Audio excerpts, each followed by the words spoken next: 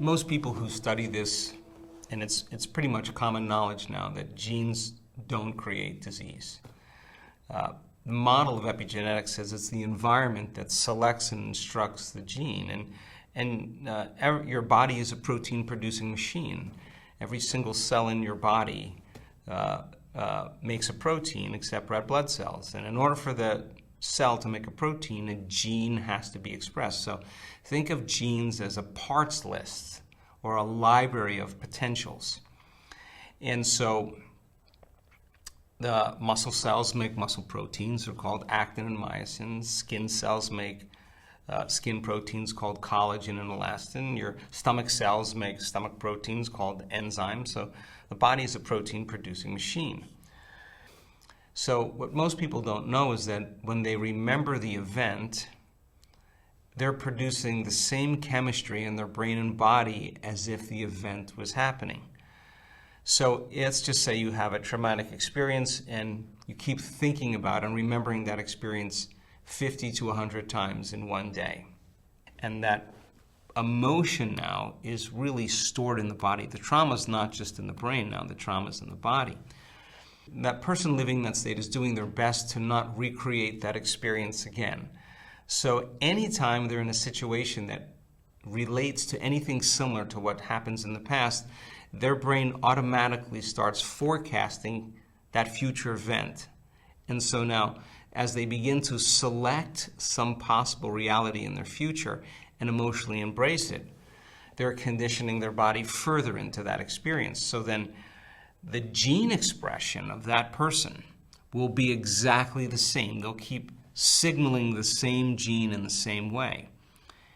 If you keep signaling the same gene over and over again, genes start to wear out, and we start making cheaper proteins. And the proteins are no longer the expression of health or the expression of life. And because genes do make proteins, and proteins are responsible for the structure and function of the body, the person all of a sudden starts to break down. Some system starts to break down physiologically in their bodies.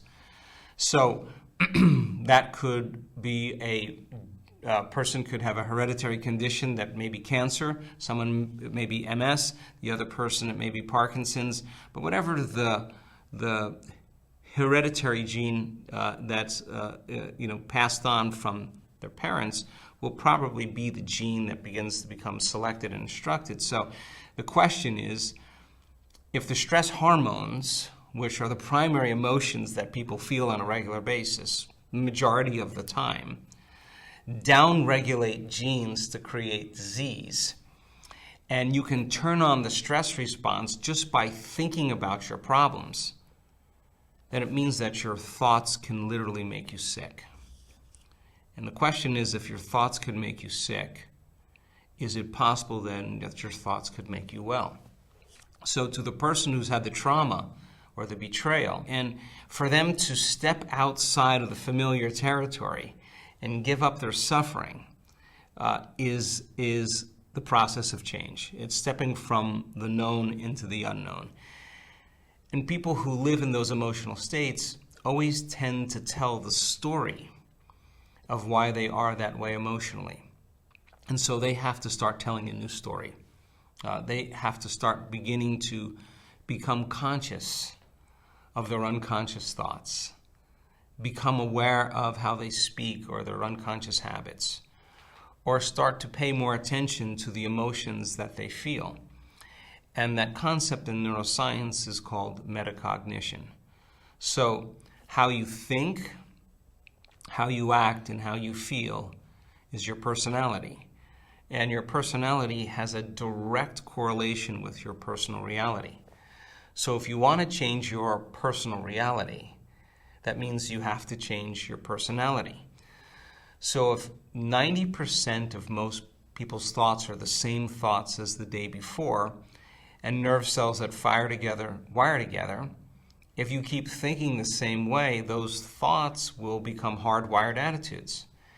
If you keep blaming and complaining and making excuses and feeling sorry for yourself, and you do that over and over again, you'll develop a habit. A habit is when you've done something so many times that it's automatic. Your body knows how to do it better than your conscious mind. And if you're living by the same familiar emotions and it feels like you when you suffer, then you're going to have to become so conscious of those emotional states that you wouldn't go unconscious and return back to it. And that is the fundamental process of change. And most people then in this work that want to heal realize it's not about their healing. They realize, what is it about myself that I have to change in order to heal? So what thoughts do I want to think in my brain, that I want to fire and wire in my brain? And with attention and intention, if they pay attention and review it, they'll begin to install new neurological hardware. If they keep repeating it, the hardware will become like a software program, and now they'll install a new thought in their head that says, I can. It is possible. If they decided before they started their day who they no longer wanted to be and how they did want to act in their life with their children, with their partner, with their coworkers, when they're in traffic, and they closed their eyes and they mentally rehearsed who they were going to be. The research in neuroscience says that when you close your eyes and you rehearse an act, if you're truly present, the brain will not know the difference between the actual experience and what you're imagining. The brain will look like the experience has already happened. Now, the brain is no longer a record of the past. Now it's a map to the future. And as you install that hardware, if you keep doing it, it'll become more automatic, like a software program. And naturally, you'll begin to behave that way. Now, this is the hard part, I think, for all of us. Can we teach our body emotionally what our future reality will feel like before it actually happens? Our work suggests that if you feel the emotion ahead of the actual experience, your body being objective, you can teach your body emotionally that it'll begin to believe that it's actually living in a different environment. Now, what's the importance of that? Because if you can feel that emotion ahead of the actual experience and you keep practicing that, and you will no longer look for when it's going to happen or why it's going to happen, because you feel like it has already happened. And that is what begins to seal change in the person's brain and body. So then you start seeing a change in gene expression. You start seeing a change in immune regulation. We see that thousands of different metabolites on a cellular level are released into the bloodstream that begin to restore and repair the body. And the process of change then is unlearning and relearning. It's breaking the habit of the old self and reinventing a new self. It's pruning synaptic connections and sprouting new connections.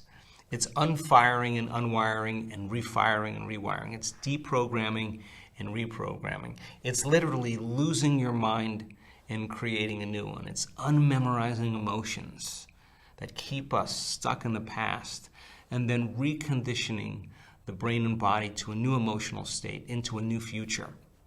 And people who actually go from one personality to another personality, I think they realize that nothing changes in our lives until we change.